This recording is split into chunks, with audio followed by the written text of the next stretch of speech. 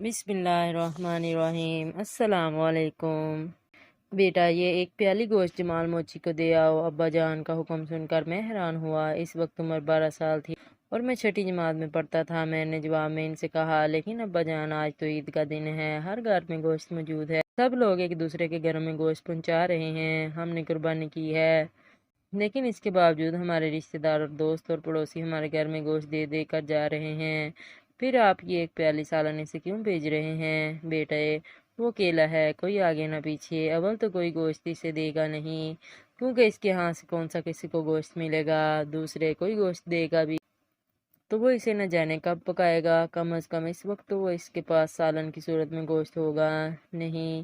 جی اچھا ابا جان، لائیے دے آتا ہوں۔ میں نے پیالی ان سے لے لی اور گھر سے نکل آیا۔ بازار لوہارا میں ہماری دکان کے بالکل سامنے سڑک کے کنارے جمال موچی جوتیاں مرمت کرتا تھا۔ گلی میں ایک چھوٹی سی کوٹھری تھی، وہ اسی میں رہتا تھا۔ میں پیالی اٹھائی اس کی کوٹھری کے دروازے پر پہنچا تو وہ چولہے پر ہانڈی رکھے ہوئے نظر آیا۔ ہانڈی کے نیچے آگ جل رہی تھی اور ہانڈی میں کچھ پک رہا تھا۔ میں السلام علیکم کہہ کر اندر داخل ہوا تو اس نے میری طرف دیکھا۔ اس وقت دل ہی دل میں ابا جان پر اپنا غصہ اتار چکا تھا اور اپنے آپ سے یہ کہہ رہا تھا کہ بلا وجہ انہوں نے ایک پیالی گوشت بھیجا، یہ تو گوشت پکا رہا ہے۔ آؤ بیٹا، جمال نے فوراً کہا۔ کیا پکا رہے ہیں آپ؟ جمال چچا، بازار کے سب بچے اور بڑے اسے جمال چچا کہتے تھے۔ بس بیٹا، پکانا کیا ہے؟ مسور کی دال پکا رہا ہوں۔ مجھے حیرت کا جھٹکا لگا۔ میں نے فوراً کہا، جی کیا کہا؟ دال پکا رہے ہیں، لیکن آج تو عید کا دن ہے اور ہر گھر میں گوشت ہی گوشت موجود ہے، سب لوگ گوشت بھون رہے ہیں۔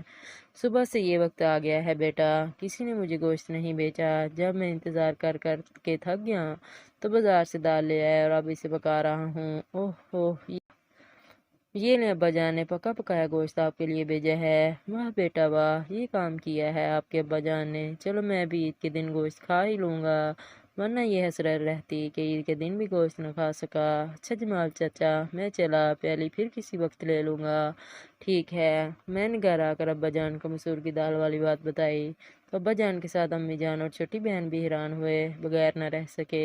امی جان نے فوراً کہا، تب تو ایک چھوٹی سی پیالی میں ہم نے بہت کم گوشت اسے بھیجا ہے۔ ہاں بھائی، ایک بڑے برتن میں گوشت اسے دے آؤ تاکہ وہ خوب پیٹ بھر کر کھا سکے۔ جی اچھا۔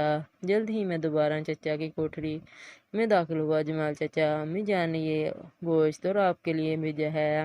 واہ بھائی واہ، مزہ آ گیا، چلو اپنی بھی عید ہو گئی، اس نے خوش ہو کر کہا۔ یہ آج سے 58 یا 59 سال پہلے کا واقعہ ہے، لیکن یہ واقعہ میرے ذہن میں اس طرح چپکا کہ پھر کبھی ذہن سے محو نہ ہو سکا، اور خاص طور پر عید قربان کے موقع پر تو اس کا ذہن میں تازہ ہونا ایک معمول بن گیا ہے۔ گھر کے لوگ تمام رشتہ داروں، پڑوسیوں اور دوست احباب کے حصے لگا رہے ہوتے ہیں۔ میں اپنے محلے کے غنیم ترین چند افراد کے لیے گوشت الگ کر کے رکھتا ہوں۔ والد صاحب نے بچپن میں جو گوشت کی پیالی مجھے تھمائی تھی، اگرچہ مجھے کوئی سبق دینے کے لیے نہیں تھی، اس وقت ان کی یہ سوچ نہیں تھی کہ میرا بیٹا بھی بڑا ہو کر ایسا کرے گا۔ جی نہیں، ان کے تو ذہن میں بھی یہ بات نہیں تھی۔ انہوں نے تو ہمدردی کے طور پر جمال موچی کو گوشت کی پیالی بھجوائی تھی، لیکن وہ پیالی میرے لیے ایک سبق بن گئی، ساری زندگی کا سبق، کبھی نہ بھولنے والا سبق۔ بچپن میں جو بات ذہن میں نقش ہو جائے پھر وہ نکل نہیں پاتی، اس سے کوئی کچھ کھرچ کر بھی نکالنا چاہے تو بھی نہیں نکلتی۔ بس وہی پیالی آج بھی میرے دماغ میں موجود ہے اور آج میں محسوس کرتا ہوں بچوں کو تربیت دینے کا یہ ایک بہترین طریقہ ہے، ورنہ آج کے دور میں فریجوں نے تو دوسروں کا احساس ہی غصب کر لیا ہے۔ پہلے ہم یہ سوچ لیتے تھے کہ فلاں غریب کو گوشت پہنچا دو، فلاں رشتہ دار کو پہنچا دو، اتنا گوشت کہاں رکھیں گے، خراب ہو جائے گا، سڑ جائے گا، اس سے یہ کہیں بہتر ہے دوسروں کو دے دو، وہ کھا تو لیں گے، گوشت کسی کام تو آ جائے گا۔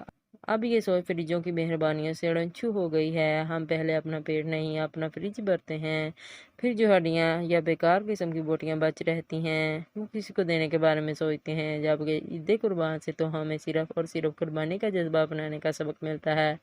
ہم نے آج یہ سبق بلا دیا، اس کے ازالے کے لیے اور آئندہ آنے والی نسل کی تربیت کے لیے آپ سب ایک ایک پیالی گوشت اپنے بچوں کے ہاتھوں ضرور کسی غریب کو بھجوانا شروع کریں، اس سے اچھے نتائج نہ بھی نکلے، برے تو نکلنے سے رہے۔